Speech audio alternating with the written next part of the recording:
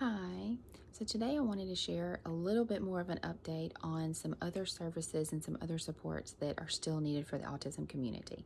So we are very thankful for more awareness and more acceptance and appreciation, but there are other supports that still need to be made available and made more readily available.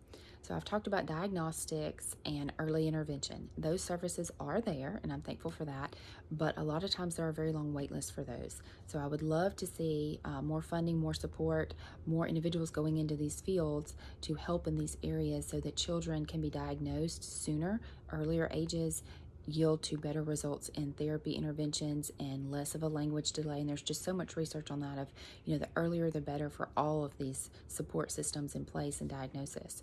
So everything from behavioral therapy to speech therapy to occupational therapy supports at an earlier age to where these children don't have to go on wait lists for long periods of time for diagnosis and early intervention services. Another avenue that kind of segues into is educational supports. So early intervention services stop at age 3, typically is how different states do different ways, but in general age 3 that stops, and then it's transferred over to the schools. If schools can pick up some of these supports, and I know funding's an issue of course and staff and all of that, but research shows us that the earlier these kiddos get these services, the better the outcomes academically, socially, all of it, the whole gamut. They do better overall if they have early intervention supports. So if we can put a little bit more effort and a little bit more money and support into these kiddos when they're younger, then the outcomes are better. And from a school perspective, that helps because you end up spending less money overall on the long-term education of these individuals through high school if you hit it really hard on the front end and help them early on to develop these skills. So that's just kind of my spill on that part. Moving on. Other supports that are needed are parent training and family support. So a lot of these individuals, like I've said before, struggle in daycare. And so if a parent does not have a safe place to leave these kids, or even if they're older than daycare, a lot of them still may not be able to be left, alone depending on their age or situation. If these parents and families don't have an extended family option to care for them, these parents can't go anywhere without their child. And that severely limits them, just for self-care, but also for other trainings. That's one thing I'm thankful for, COVID has kind of brought to us is a lot more online options and free trainings to encourage people to get engaged in things socially and online and, just that whole presence there. But more trainings for parents, more supports for caregiving for these individuals as they age, just beyond daycare or maybe evening services, possibly available in different areas that are trained and used to dealing with those with autism. Their siblings and extended family also need supports.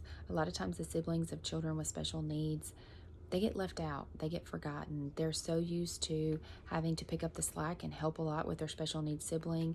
And also there's financial, usually hardships in the home. There's just so many levels that these siblings kind of get put to the side a little bit, and we as parents need to be careful not to do that. But also as a society, there are things we can do to help them. Just offer things for specifically for these siblings, and let them participate. Let your neurotypical child go with your special needs child for therapy sometimes. That can be a fun interaction for them, and they kind of see behind the scenes, and then they don't feel left out necessarily. Also, we need extended training for teachers. I'm glad that a lot of teachers are getting training, but there still needs to be more. We still need a lot more training in the schools overall, and so I'm excited to see some of that coming on board, but I still think we need more than we have now. We also need employer training. Now, I mentioned this before with my transition and employer video, but employers need training on how to deal with those with autism because they can be wonderful employees. They can be so detailed and so specific that they can handle tasks that a lot of employees are just not really that into, or just halfway do things. Someone with autism usually is not that way. They're usually going to be very focused on detail and be able to handle some of these things better than someone that does not have autism. But the employer has to know how to communicate with them, has to know how to explain what they need done or show them what to do and what they're expected to do and how to engage with others in that environment. So if we start early with employer training, it can help them be better employers, but it can also increase our employment rate for those with autism. So that's a whole nother spiel. I could talk about that for a long time, but I hope to see some more of that in the future. Of course, funding for lots of different programs. It's out there and it's available. A lot of times people don't know how to apply for it. And then obviously, there needs to be more funding for certain areas. I would like to see some more travel options available for those with autism with more specific needs for them. Maybe have a sensory friendly day at certain, attractions. Maybe have some type of program specifically designed for them. Sometimes you can tweak that at different areas, and obviously depends on what your destination is. But just more awareness in the tourism and travel community about autism, and kind of how to help those with autism and their families for support. So that was super quick, and I felt like that was just a lot of, just overview of that. But all of these concerns are there, and there's still just so much more that we can do for this wonderful community. And there's so many gifts and wonderful things that they can share with us if we give them some of the supports that they need.